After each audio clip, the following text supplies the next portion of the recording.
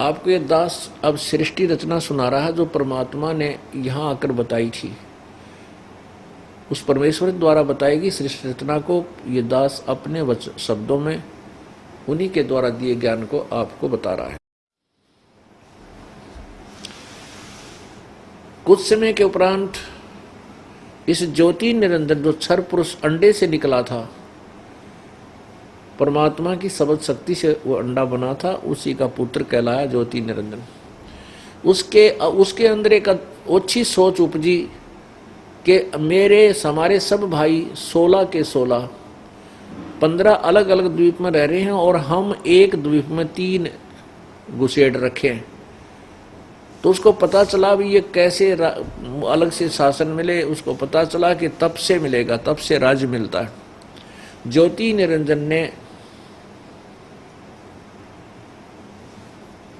एक पैर पे खड़ा होकर 70 युग तक तप किया। जब उसने 70 युग तक तप किया कर लिया, तब परमेश्वर ने उससे पूछा कि ज्योति निरंजन तू क्या चाहता है, बोल, मांग ले जो मांगना तूने। उस ज्योति निरंजन अर्थात काल ने कहा कि प्रभु मुझे ये स्थान कम है, मुझे और स्थान अलग से दे दो। परमेश्वर ने उस क्षर पुरुष अर्थात काल ब्रह्म को 21 ब्रह्मांड दे दिए उसके 70 युग के तप के प्रतिफल में। हम इसके जाल में कैसे फंसे? जब ये तप कर रहा था तो हम सभी आत्माएं इस ज्योति निरंजन के उस तप के उस पाखंड को देखकर इतने प्रभावित हो गए। ओहो देख कमाल कर दिया, एक पैर पकड़ा है, ओहो कितना कमाल है।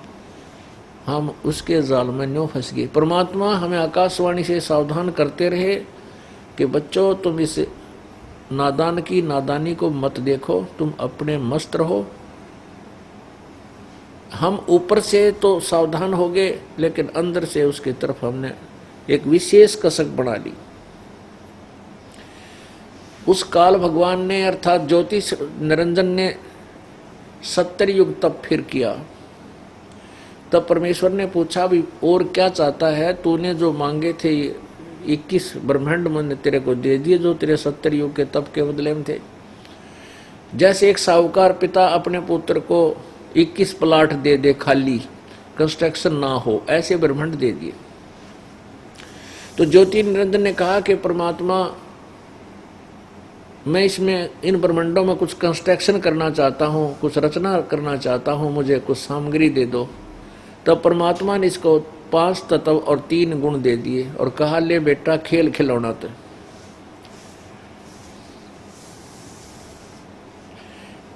अब काल भगवान ने सोचा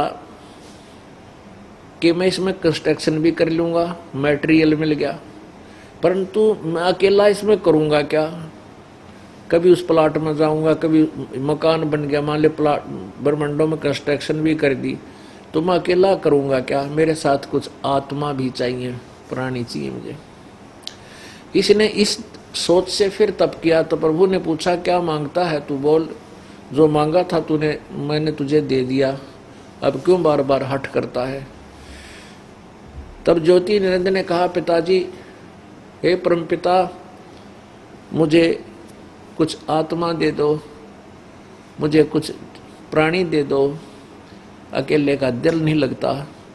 तब परमेश्वर ने कहा कि ये मेरी आत्मा है, मेरे बच्चे हैं, इनको मैं किसी कीमत पर, किसी तेरी भक्ति पर, किसी तप के कारण मैं नहीं दे सकता, ये तुझे नहीं मिलेंगी, ये नहीं दे सकता। और मांग ले, तूने कोई ब्रह्मांड मांगने हैं और स्थान लेना और दे दूंगा तेरे को, 10-20 ब्रह्मांड और मांग ले। अब परमात्मा को पता था कि कुछ आत्माएं इसके ऊपर इतनी आसक्त हो चुकी हैं कि ये यहाँ रहने के काबिल को नहीं, वो पति भर्ता पद से गिर गई। हम अपने पिता परम पिता अपने मालिक स्वामी कबीर भगवान के अतिरिक्त इस ज्योति निरंजन को अधिक चाहने लगे। इसके अंदर हमने कसक बना ली, इतनी जबरदस्त कसक बना ली कि हम परमात्मा के कहने से भी इससे दूर नहीं हो सके। हम पति भर्ता पद से गिर गए। जिस कारण से प्रभु परिचित हो गए कि ये यहाँ रहने के काबिल नहीं है और ये इसके साथ चले जाएं तो बढ़िया है, ये धक्के खा लें और गधे कुत्ते सूर बनकर बिरान मैटी हो लेगी, ये फिर आएंगे जब टेकेंगे यहाँ पर। परमेश्वर ने कहा, अपने आत्माओं विचार करना, जैसे आप देखते हो ये अभिनेता और अभिनेत्री अपना धन कमाने के लिए एक चटक मटक बनावटी अदाएं करते हैं, बनावटी कहानी बना करके वो उसको फिल्माइज करते हैं, और ये नौजवान बेटे और बेटियां उनके ऊपर इतने आसक्त हो जाते हैं, यदि वो कभी इधर हिसार शहर में आ जाए उनमें से कोई अभिनेत्री या अभिनेता, और इन बच्चों को पता लग जाए कि वहाँ कोई अभिनेता आने वाला है, हीरो या हीरोइन, अब देखो इन बच्चों की वहाँ कितना कट हो जाएगा, कितने इकट्ठे हो जाएंगे, और वो इतनी दूर खड़ा दिखाई देगा जैसे बहुत दूरी पर नुकेंगे वो खड़ा वो खड़ी, और वहाँ सारा दिन धक्के खा के और वापस आ जाएंगे। उससे कुछ लेना ना देना ना उससे कुछ लाभ होना, वो अपने उद्देश्य से धन कमाने के लिए चटक मटक कर रहे हैं, और ये नौजवान बच्चे व्यर्थ में उनके ऊपर आसक्त हो गए, कुछ उनसे हासिल होना नहीं। ये बीमारी अपने हम सभी को सतलोक में लगी थी। हम अपने परमपिता से विमुख होकर के इस ज्योति निरंजन के इस तप के ऊपर एक पैर पे खड़ा होकर इसने 70 युग और 64 युग 3 बार तप किया, और हम इस पर इतने आसक्त हो गए कि भगवान के कहे तभी ना माने। तब परमेश्वर को पता चल गया था कि ये यहाँ रहने के योग्य नहीं रहे। उस समय परमात्मा ने कहा, ज्योति निरंजन ठीक है, एक शर्त से मैं तेरे साथ इनको भेज सकता हूं, यदि ये सब इच्छा से कोई जाना चाहे तो तेरे साथ जा सकता है, इन आत्माओं को मैं भेज सकता हूं। ज्योति निरंजन ने कहा, ठीक पिताजी, मैं पता कर लेता हूं। अब ज्योति निरंजन हमारे पास आया, आप जी के पास आया। अब ज्योति निरंजन ने हमारे से पूछा कि मैंने पिताजी से 21 ब्रह्मांड प्राप्त किए हैं और उसके अंदर कंस्ट्रक्शन करने की सामग्री प्राप्त की है, क्या तुम मेरे साथ चलोगे? वहाँ पर ऐसे बनाऊंगा, वहाँ पर ऐसे बनाऊंगा, स्वर्ग बनाऊंगा, महास्वर्ग बनाऊंगा, ऐसे ऐसे सुंदर वहाँ फल बने होंगे, आप मेरे साथ चलोगे? हम सभी पहले से उसके ऊपर आसक्त थे। हम सभी ने एक स्वर में कहा कि हम आपके साथ चलने को तैयार हैं, यदि पिताजी आज्ञा दे दें तो। यदि पिताजी आज्ञा दे देंगे तो हम तेरे साथ चलने को तैयार हैं। तब ज्योति निरंजन ने परमात्मा से कहा कि कुछ आत्माएं मेरे साथ जाने में सहमत है, आपकी अनुमति चाहते हैं। परमेश्वर ने कहा, मेरे सामने हाँ बरवा दे, मेरे सामने वो अनुमति दे देंगे, उनको मैं तेरे साथ भेज दूंगा।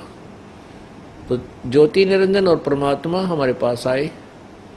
परमेश्वर ने कहा, भी कौन आत्मा ज्योति निरंजन के साथ जाना चाहता है वो हाथ खड़ा करके अब अपने पिता के सामने हम शर्मिंदा हो गए, एकदम नीचे गर्दन कर ली और नहीं बोले, सन्नाटा छा गया। तो परमेश्वर ने कहा कि बोलते क्यों नहीं भाई, बोलो कौन जाना चाहता है? ज्योति निरंजन तू तो कह रहा था ये मेरे साथ जाना चाहते हैं, ये तो कोई बोल ही नहीं रहा। तब एक आत्मा ने सोचा कदे पिताजी कह दे, कोई ना भेज दे। खड़ा हुआ, एक आत्मा खड़ा हुआ और उस हंस ने खड़ा होकर कहा कि पिताजी मैं इसके साथ जाना चाहता हूं। अब उसके बाद तो फिर हम सभी खड़े हो गए, जो आजकल के जाल में फंसे पड़े गद्दे कुत्ते सुअर मक्खी मच्छर जो भी मानव बने हैं, ये सारी आत्माएं सतलोक से आई हुई हैं।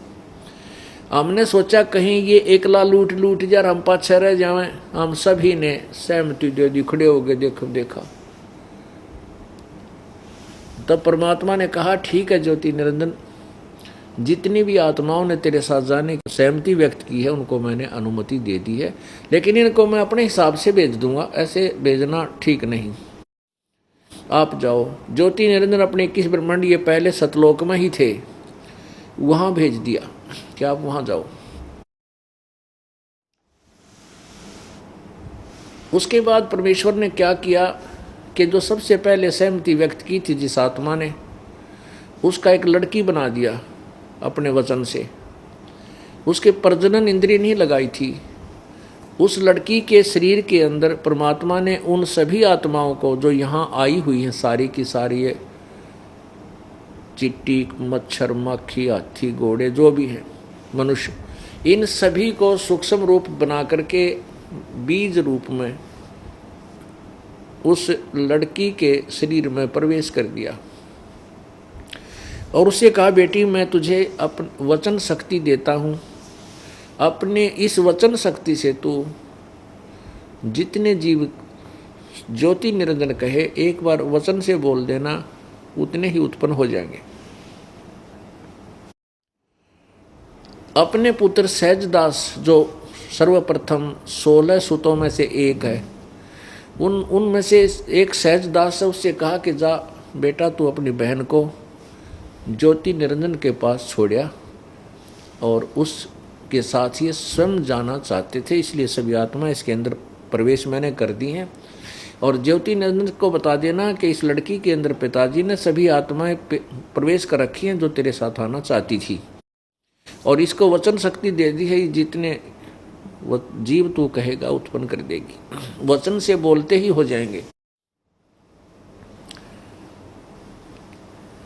परमात्मा की आज्ञा पाकर के जो सहजदास उस प्रकृति देवी, यानी उस लड़की का नाम प्रकृति देवी समझो, आदि माया समझो, दुर्गा इसी को कहने लगे, अष्टंगी भी इसी को कहते हैं, शेरा वाली भी इसी को कहते हैं।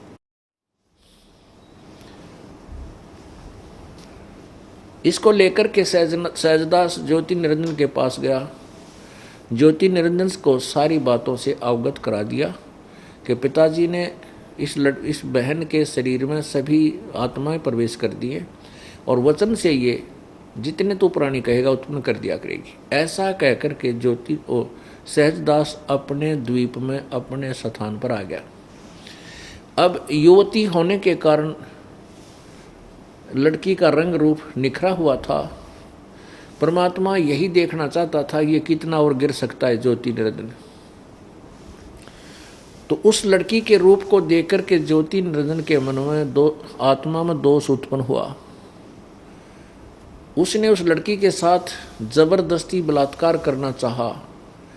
लड़की ने कहा ज्योति निरंजन तू अब आंखें खोल, होश में आ, विचार कर, तू मेरा बड़ा भाई है क्योंकि हमसे पहले तू अंडे में परमात्मा की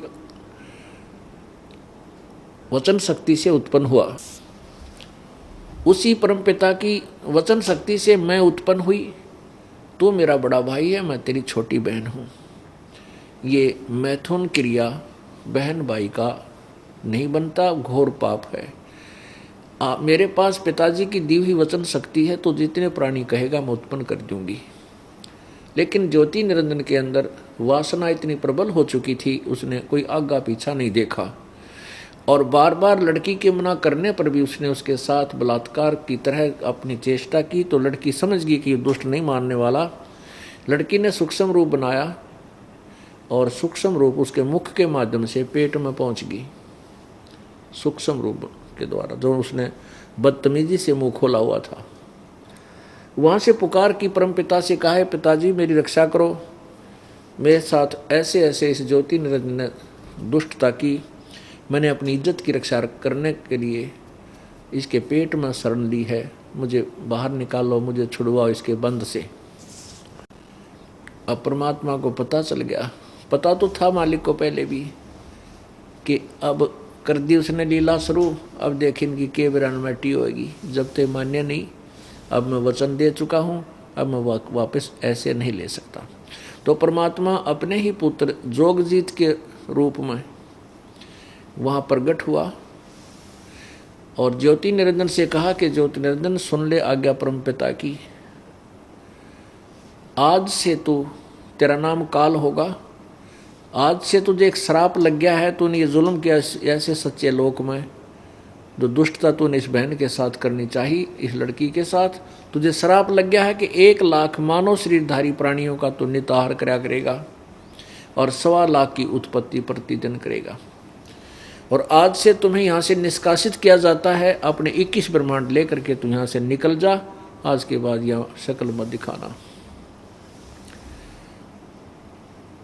उस लड़की को उस काल के ब्रह्म के शरीर से बाहर निकाला,